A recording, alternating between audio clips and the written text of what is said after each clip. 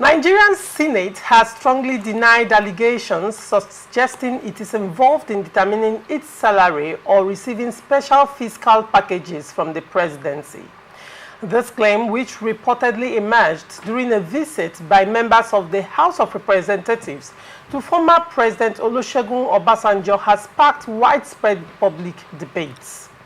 In a statement released by Senate spokesman Yemi Adaramodu, APC Ekiti South, on Sunday in Abuja, the Senate described the allegations as an attempt to crucify the legislature by the centurions of political hypocrisy. Adaramodu stressed that no senator has received any financial patronage from the presidency. He clarified that the constituency projects often linked to the legislature are merely suggested and nominated by senators, following practices common in other democracies worldwide.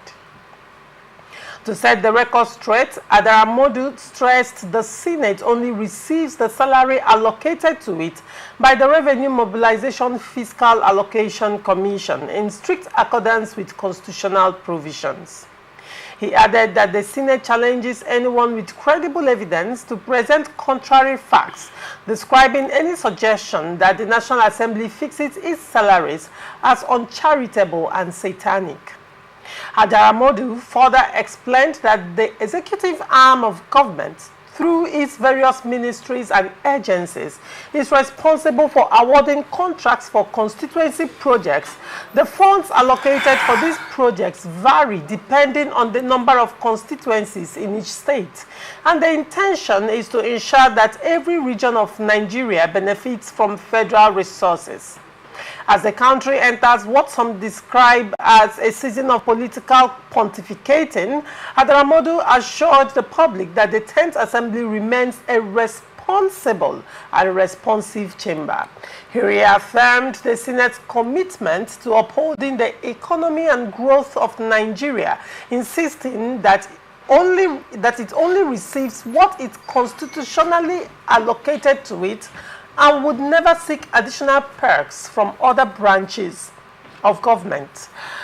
Let me hear from you, Jackson. What do you think about this story, the reaction of the Senate with regards to fixing its own salaries? The guy has spoken well, very eloquently. You are not expecting to say anything otherwise. Okay. You understand? Because they are always living in denial. Even when you see them doing it physically, even when you see them talking on people, seeing it globally in video, they will still deny it. So what do you expect? It is not just 10th Senate or 10th National Assembly, 10th National Assembly alone. Right from the beginning, these people have not been able to disclose what they are earning. There was a former speaker that said he earned about 25 million naira in a month. You understand? Yes. That maybe when he was doing that one, maybe he was in the dream. That's what these people will refer to. So we are not the legislative arms we have in this country today, with due respect.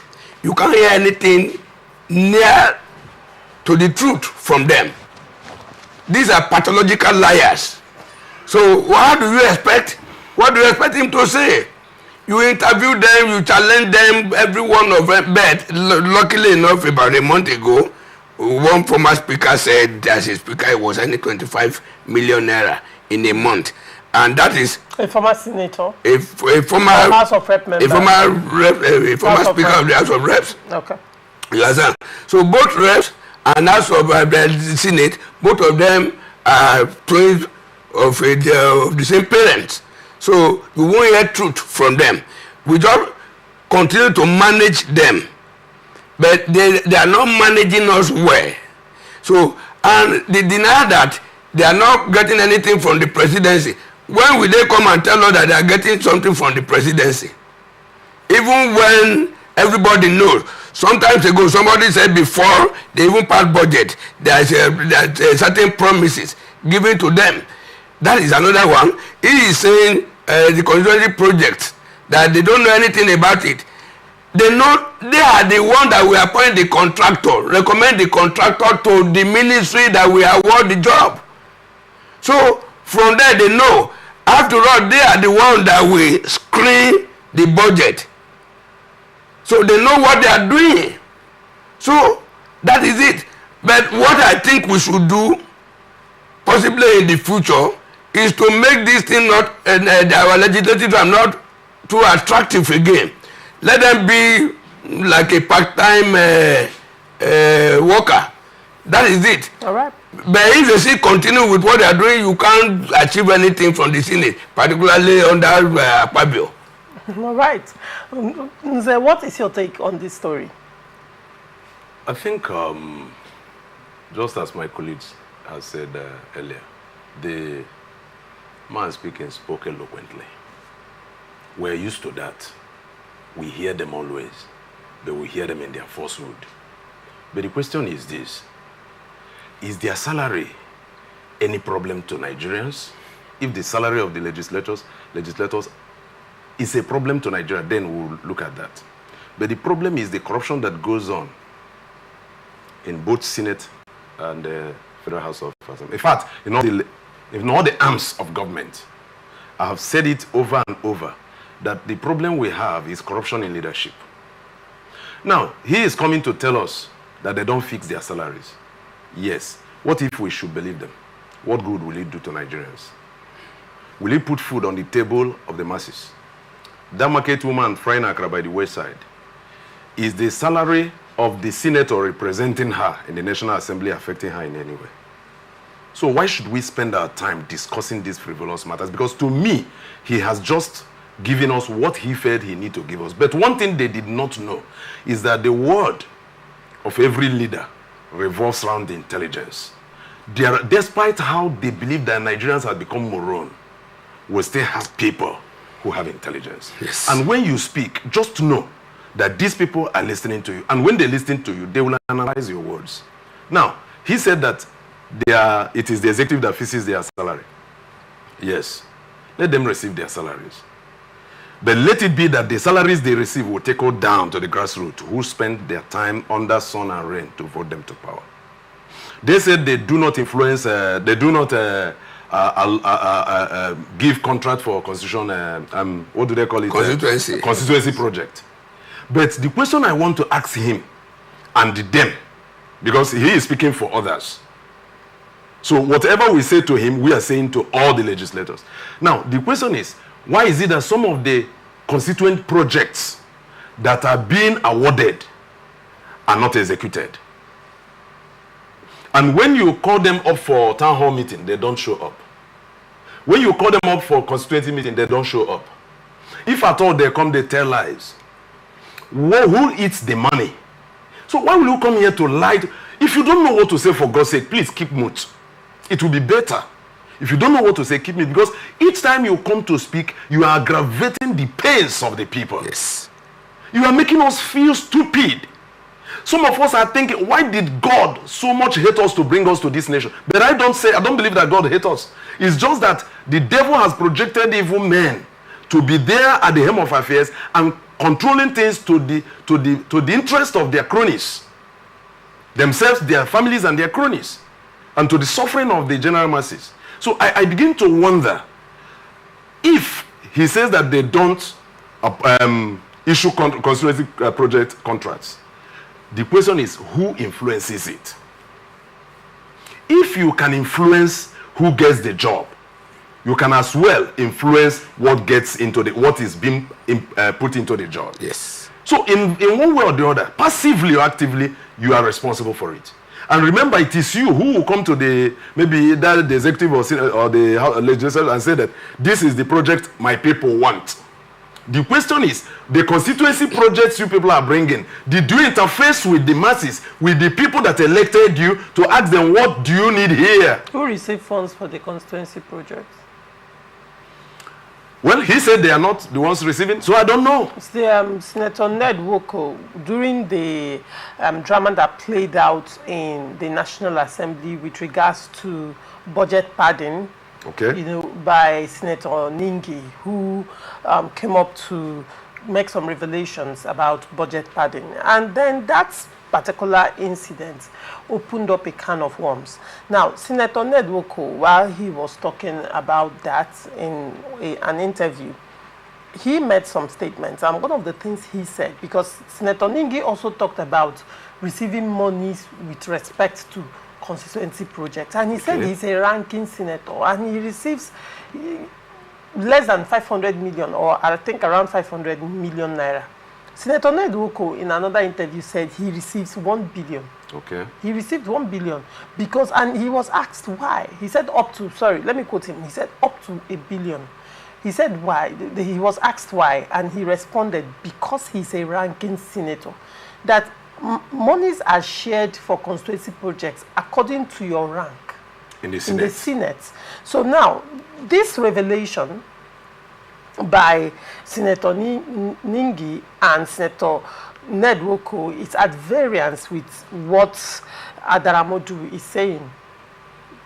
Now, if that's why I asked, who receives the funds for constituency projects? Look at it. Do you know one thing I like about falsehood? There is one special thing I like about lies, and that thing is its inconsistency. Yes. Lie can never be straight. Now, Adaramodu has come to tell us, and he expects most Nigerians who don't keep memory, who are not abreast with the events of the past. They will say, we pity them, they don't know, it's the executive and all that and all that. But you see how the truth from both Abdul Ningi, whom when they wanted to nail him, I said they should leave this man. There is something he stopped pointing at. But in their power, they nailed him. But look at the response of Ned Nwoko. Now, from what Ned says and what Adaramodu is saying, you see the inconsistency in it. They don't try. They are invariance. Now, this one says we receive constituency project fund. And this one says we don't have anything to do with it. So who do we now believe? What Adaramodu said, he said that constituency projects often linked to legislature are merely suggested and nominated by senators. But Ned Nwoko said they receive. All right. And in fact, he said he received up to 1 billion. 1 billion. But look at the question. If we should now consider, because Ned Nwoko is a ranking senator, and my own senator is not a ranking senator, even when I know that the senator representing my constituency has been the, what do they call it? Is it, that is Deputy DSP. All right. Yes, the former senator that just left before this current one was the DSP under the Ninth Assembly. And look at it. In my own constituency, you scarcely see road. You scarcely see borehole. But he was a ranking senator, wasn't he? Eh? He was a ranking senator. He was a high... In fact, he was number 2 now. Yes. All right. But the money, if Ned could receive up to 1 billion, how much then goes to him? Good. Now, where is those things? Where can we find around our place? Yes, there were some few roads he did. I commend him for that. At least the road leading to his place. Is it still solid? For now, yes. Right. I think I said I commend him for that. Right. But the road passed across his own constituency, his own local government, down to another local government, down to my own local government. From Aniri to Ogu to Ojiriba. I'm from Ojiriba, in Enugu State. From Aniri, he came to Ogu. Getting to Ogu, there was a place we have landslide, because our place is mountainous. Now, he stopped that project there. That crossing that place is a life-threatening. It's life-threatening. And come to the place, you see primary schools, like in my place. Thank God for the latest member representing my people in the State House of Assembly, in the person of Honorable Siteze. That the primary school I schooled, that was built 1919 by our colonial masters, he had come to change it with smart school. I commend him for that, honestly. But these senators, this House of Assembly reps members have been there, and that school was dilapidated, that we were contributing money. Those of us from abroad, we were contributing money to change roof, we contribute to buy desk, we contribute to change windows and all that. And constituency project. Now, the model has come to say, they simply suggest. Now, you that is suggesting, did you walk around the vicinity Did you walk around the area to know what is wrong and what is good? See the places that erosion is disturbing. See the places that the roads are damaged. See the schools and the public buildings that are getting dilapidated. And now come to suggest to those, as he claimed. Because he believes that once he say it like this, everybody will take it on like that and swallow it with hook, line, and sinker. But the truth remains that lie is inconsistent. Right. And they are playing with it. And remember, there is an adage that says that when the wind blows, the false annals will be revealed. So they are revealing themselves. We are seeing it. Yeah. And they are justifying my claim last year that the 10th Assembly will never succeed. All right. What is you wanted to say something, Jackson? Yes, he has spoken well. That's my colleague there. But one thing I want to say is this. There is this principle of equality before the law. And there is no constituency or central district that is bigger than the other. Superior to the other. But this is a system, according to their claim, now this is a system whereby if my own senator is a ranking senator, and your own senator is not a ranking senator, that is to say my own constituency is superior to your own constituency. By the reason of the rank. By the reason of the rank. Individuals. Of the individual. Exactly. So that is it. So if your constituency should benefit 20, my own constituency will benefit 50. So your constituency is inferior just because you don't have a ranking member of the Senate or House of Reps. This is criminally. This is condemnable. It is not acceptable. And just like it has said, you suggested to the people that we award the contract. What are you supposed to be doing? The principle of check and balances that give you oversight function over everything in the country. Now you suggested that somebody your constituency should be given a project, and you could not go back to that your constituency to go and oversight the project. You understand? That is like a dassica attitude, dereliction of duty and others.